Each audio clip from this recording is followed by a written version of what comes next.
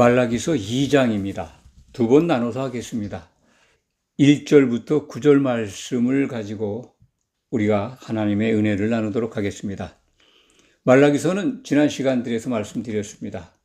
구약의 마지막 예언서입니다.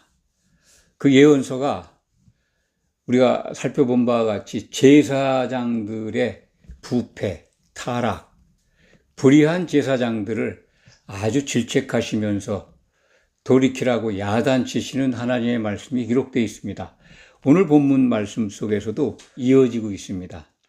1절을 보면 너희 제사장들아 이제 너희에게 이같이 명하노라 명령을 하고 있습니다. 2절 말씀을 보면 만군의 여호와가 이르노라 모든 천지 만물을 다스리시는 통치하시는 여호와 하나님이라는 뜻이죠. 만군의 여호와가 이르노라 너희가 만일 듣지 아니하며 마음에 두지 아니하여 내 이름을 영화롭게 하지 아니하면 내가 너희에게 저주를 내려 너희의 복을 저주하리라.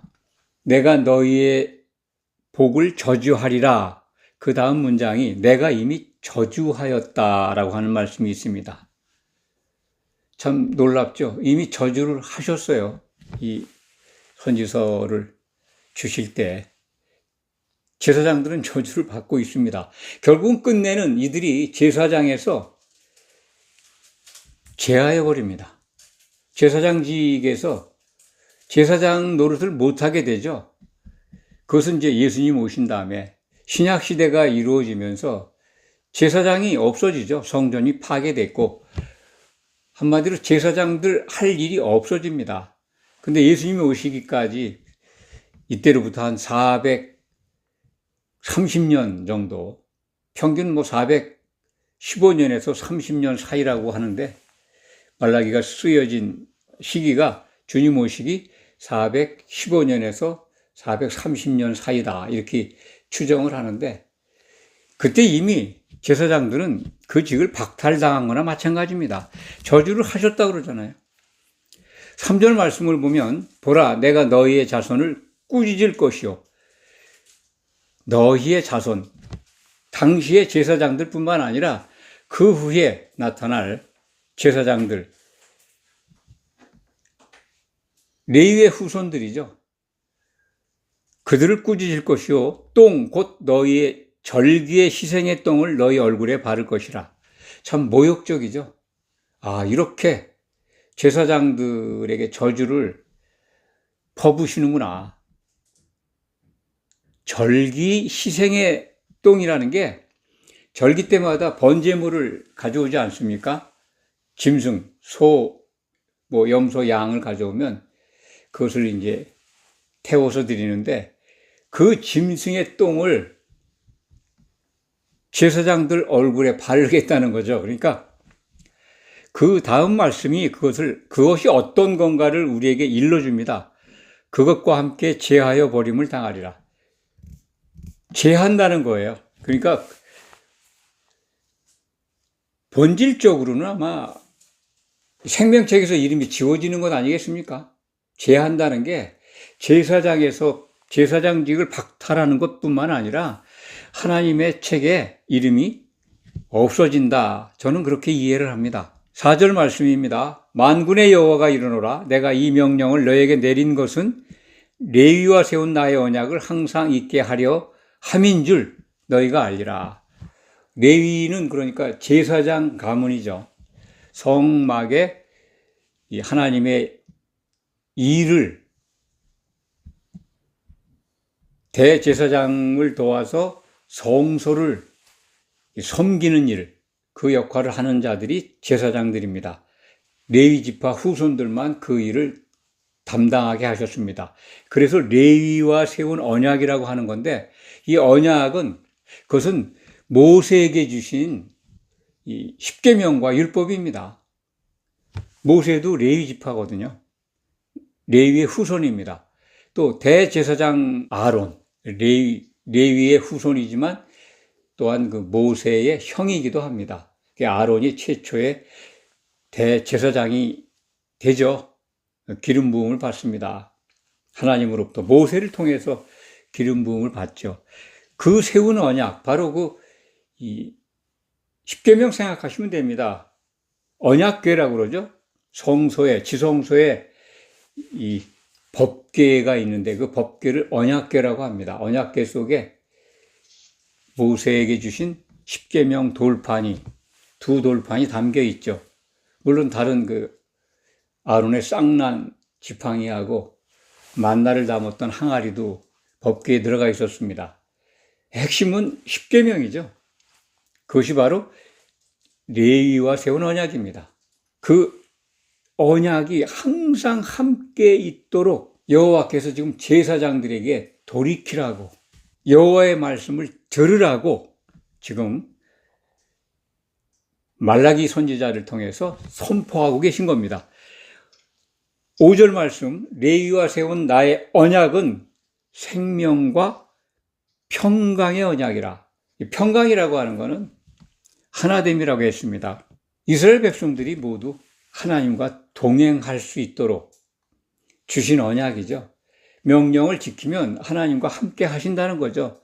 그것이 곧 생명에 이르는 길입니다. 생명을 얻는 길이기 때문에 생명에 관한 생명과 평강의 언약이라 이렇게 말씀을 하신 거죠.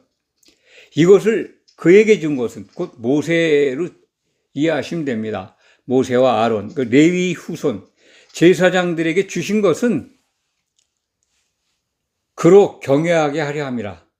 그가 나를 경외하고 내 이름을 두려워하였으며, 모세는 그렇게 하나님을 공경하고 두려워했습니다. 하나님과 길을 함께 걸었죠. 그러니까 레위에게 준 언약이 바로 생명과 평강의 언약인데 그 언약을 모세는 지켰다는 거죠. 모세뿐만 아니라 상당 기간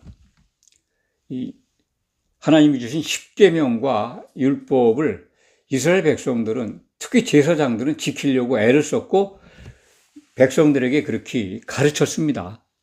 그것은 성경 속에서 우리가 찾을 수 있고, 물론 얼마 가지 않아서 제사장들도 이제 타락하기 시작하는데, 6절 말씀입니다. 그의 입에는 진리의 법이 있었고 그의 입술에는 불의함이 없었으며 그가 화평함과 정직함으로 동행하며 많은 사람을 돌이켜 죄악에서 떠나게 하였느니라. 모세는 분명히 그런 길을 걸었습니다. 물론 과정에 여러 가지 일이 있었지만은 이스라엘 백성들을 요단강 건너편까지 인도하는 하나님이 정하신 그 계획을 잘 감당했습니다. 동행했다는 것, 하나님과 뜻이 같지 않으면 동행할 수가 없죠. 그러니까 하나님이 주신 언약을 잘 지키고, 그리고 그 입술에, 그 입에 진리의 법이 있었다는 거죠. 또 불의함이 없었고 화평함과 정직함이 그에게 있었습니다. 그래서 많은 사람들을 돌이키고 죄악에서 떠나게 했다라고 지금 레위와 세운 언약을 말씀하면서 과거의 너희 조상, 적어도 모세는 그렇게 그 길을 걸었다라고 회상시키고 제사장들을 일깨우고 있는 겁니다. 그런데 오늘 6절 말씀에서 모세는 실질적으로 이스라엘 백성들을 그렇게 인도한 구약의 선지자 그리고 지도자였지만, 모세를 통해서 보여주신 이 모델은 예수님을 예표하는 그림자죠. 온전한 제사장이 오셔야 된다는 것을 오늘 말라기 2장 6절은 또 우리에게 일러주는 겁니다. 입에 진리의 법이 있고 불의함이 없고 화평함과 정직함으로 하나님과 동행하는, 그래서 정말 많은 사람들을 죄악에서 떠나게 할 그분이 반드시 와야 된다는 것, 그것을 우리는 2장 6절에서 찾아볼 수가 있습니다. 온전한 제사장, 하나님께로 기름 부음 받은 대제사장이 이 땅에 오셨습니다. 그래서 오늘 진리의 법이 있고 입술에 불의함이 없는, 그리고 모든 사람들을 죄악에서 떠나게 하시는 예수님을 통해서 우리는 하나님과 동행할 수 있는 길을, 그 은혜를 받고 있습니다. 7절 말씀, 제사장의 입술에는 지식이 있어야 되고, 그리고 사람들을 그의 입에서 율법을 구하게 해야 할 것인데 그것을 못했다는 거죠.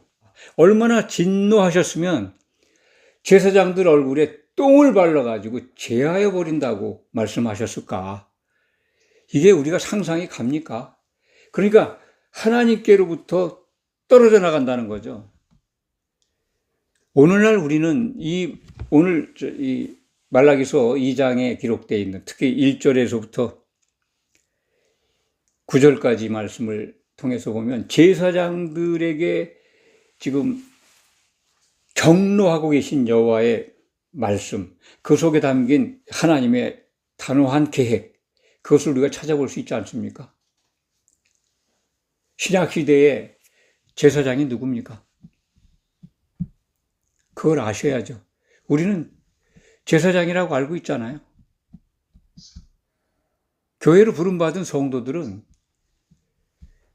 우리를 제사장 삼으신 예수님의 은혜를 생각할 줄 알아야 합니다. 그것을 기억해야 합니다. 계시록 1장 6절에 기록되어 있죠. 우리를 제사장 삼으셨다고. 제사장으로 완성된 건 아닙니다.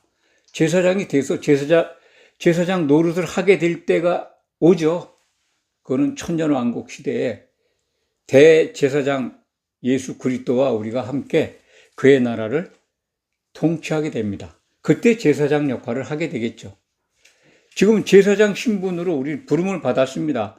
그래서 하나님께 나아갈 길이 열린 거죠. 히브리서에 기록되어 있는 말씀입니다. 하나님께 가는 길을 열어주신 대제사장 예수 그리스도가 있기 때문에 우리는 성소에 들어가서 지성소로 들어갈 수 있는 겁니다. 그 은혜를 받고 있어요. 그런데 구약의 제사장들이 불의하고 화평함이 없고 정직하지 않고 진리의 법이 없었던 그들, 불의한 제사장들이죠. 그들을 얼굴에 똥을 발라가지고 제하여 버린다고 하는 말씀이 이 시대에 우리 제사장이라고 성도로 부름받은 우리 성도들, 오늘 본문 말씀을 각자에 적용해 봐야 합니다. 우리가 예수님 다시 오실 때 정말 제사장으로서 올바로 서 있는, 불의가 없고 우리 입술에 정직함이 있고 화평함이 있고 이런 것들이 나타나지 않으면 어떻게 될까요? 죄함을 당한다는 겁니다. 하나님의 진노하심, 경노하심, 이것은 구약 성경에서 보면 하나님이 이렇게 화를 내시고 진노하시는 것은 크게 나누면 두 가지입니다. 이스라엘 백성들이 거짓을 행하고 음행할 때, 곧 우상 숭배에 빠질 때 하나님은 재앙을 내리십니다.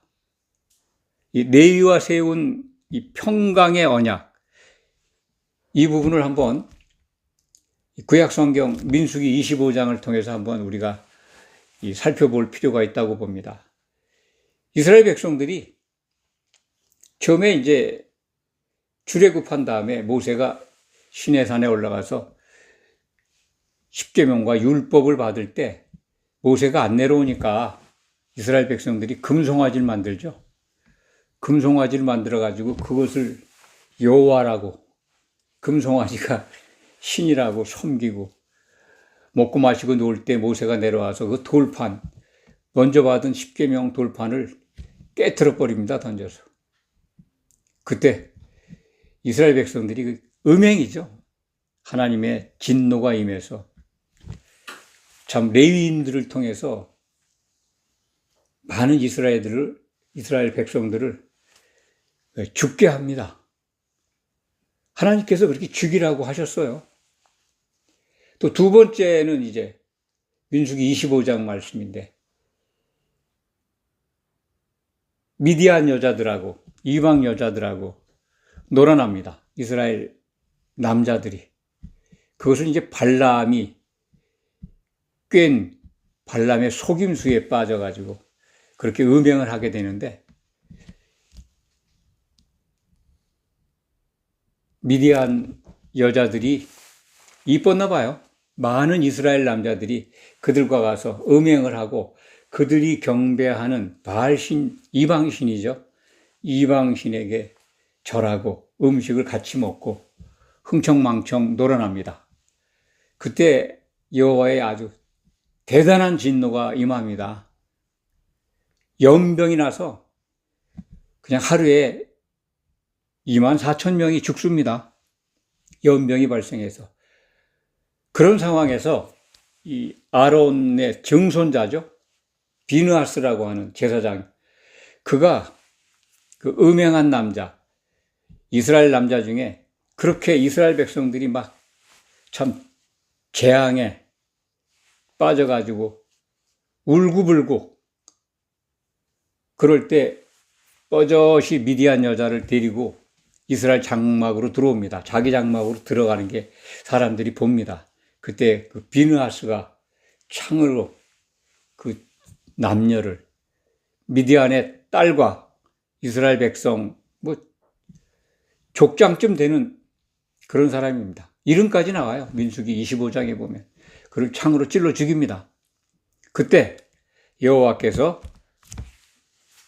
비느하스에게 주신 말씀이 바로 평화의 언약, 영원한 제사장 직분의 언약을 비느하스에게 줍니다. 그게 이제 민수기 25장 10절부터 13절 사이에 기록이 되어 있는데, 민수기 25장 1절부터 13절 말씀. 제사장 아론의 손자 엘르아살의 아들 비느하스가 내 질투심으로 질투하여 이스라엘 자손 중에서 내 노를 돌이켜서 내 질투심으로 그들을 소멸하지 않게 하였도다. 그러므로 말하라. 내가 그에게 내 평화의 언약을 주리니 그와 그 후손에게 영원한 제사장 직분의 언약이라. 그가 그의 하나님을 위하여 질투하여 이스라엘 자손을 속죄하였음이니라. 비느하스가 그 일을 하나님의 질투로 했다는 겁니다. 음행한 동족, 족장과 이방 여인, 음행한 이방 여인을 그냥 창으로 잔혹하게 죽입니다. 근데 하나님은 그것을 정말로 칭찬하십니다. 그것이 내 질투. 내가 얼마나 질투하는 하나님인 거를 비느하스가 그 살인을 통해서, 자기 족장을 죽이고 이방 여인을 죽인 것을 통해서 하나님의 질투심을 나타냈다는 겁니다. 하나님은 질투하시는 하나님입니다. 그거는 출애굽기 20장 이른바 10계명이죠. 출애굽기 20장 5절을 제가 한번 읽어드릴까요? 나 내 하나님 여호와는 질투하는 하나님인즉 나를 미워하는 자의 죄를 갚되 나 여호와는 질투하는 하나님이시라는 겁니다. 뭐에 대한 질투일까요? 인간이 갖고 있는 무슨 그런 인간 수준의 질투가 아닙니다. 하나님은 자기 외에 다른 신을 섬기는 것에 대해서 질투하시는 하나님이십니다. 우상 숭배, 이방 신들은 다 헛개비 아닙니까? 무슨 능력이 있어요?